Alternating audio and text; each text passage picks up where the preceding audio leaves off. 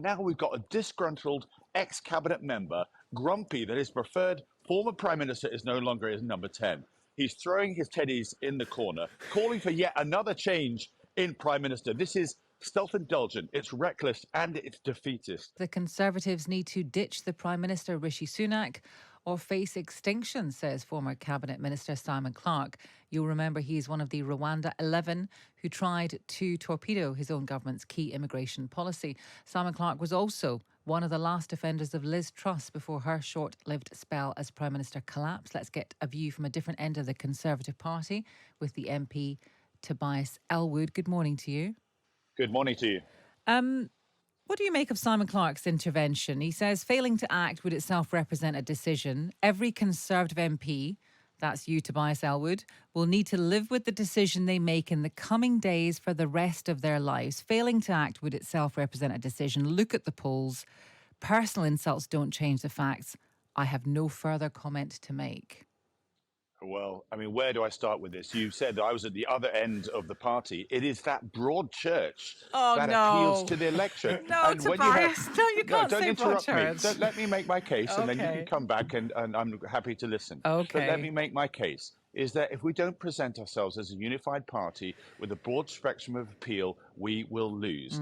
It has been a bumpy couple of years. There's no doubt about that. But under this Prime Minister, we're beginning to regroup. Fiscal discipline has returned. We're seeing inflation coming down. The general election now looms large. It's just months away, and the polls, of course, they're tough.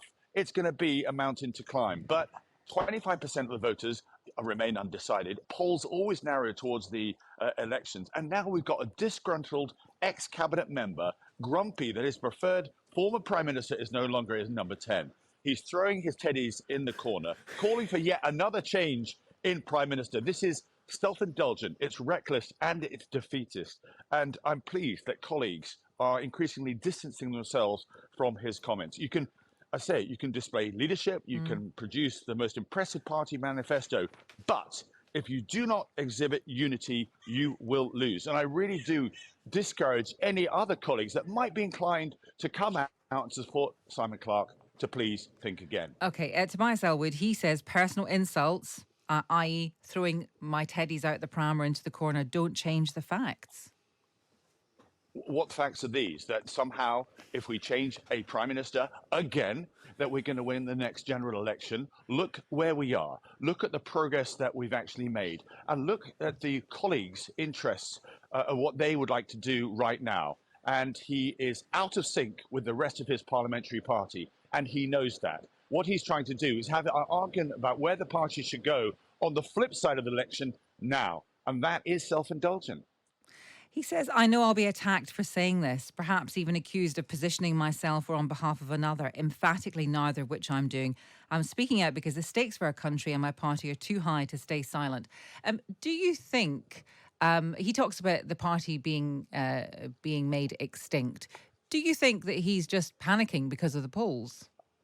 I think the extinction of the party is going to come if we lurch to the right and make ourselves unelectable. You know, you mocked me when I said that we are a broad church. I didn't mock you. Did. Yeah, no, I'll get to it in a minute, but go on. Don't worry, it's part and parcel of the world that we're in. Okay. But ultimately, the Conservative Party that I joined under David Cameron was light blue. That's what attracted us to the electorate as a whole. The centre ground of British politics, that's the sweet spot to win general elections. We've seen that not only with David Cameron, Margaret Thatcher as well, but also going all the way back to Baldwin and Disraeli. That is the winning ticket. That's what gives us our, grandees, our big beasts that are in number 10 for years. When you move to your extremes, just as Jeremy Corbyn did with the left, you make yourself unelectable. Britain does not want that.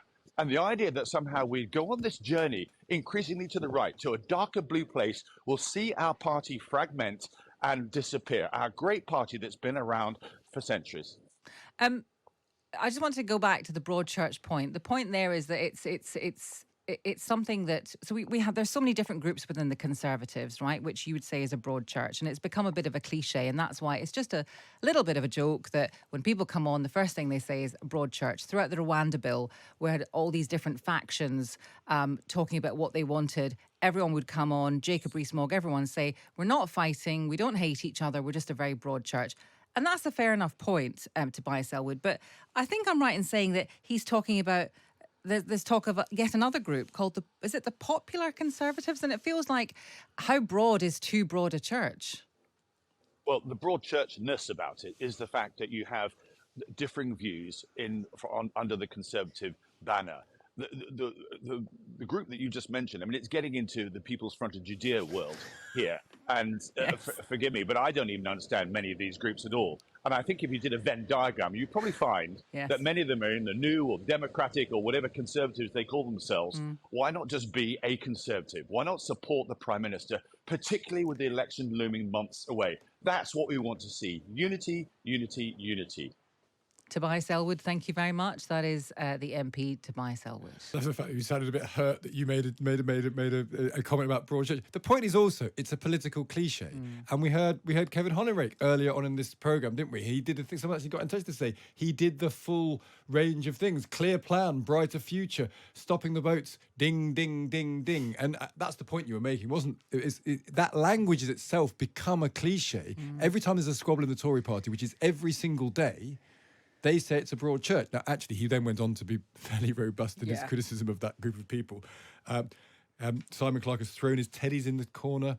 He would discourage other colleagues to support him. If you lurch to the right, you will be destroyed as a party, says Tobias Ellwood. And some people are saying, why does Simon Clarke matter? But it matters because we are 6 months away from an election and a former cabinet minister has called for the resignation of the Prime Minister. That's not nothing, is it? It's not nothing, but he's quite isolated, I think, isn't he? Yeah. Relatively.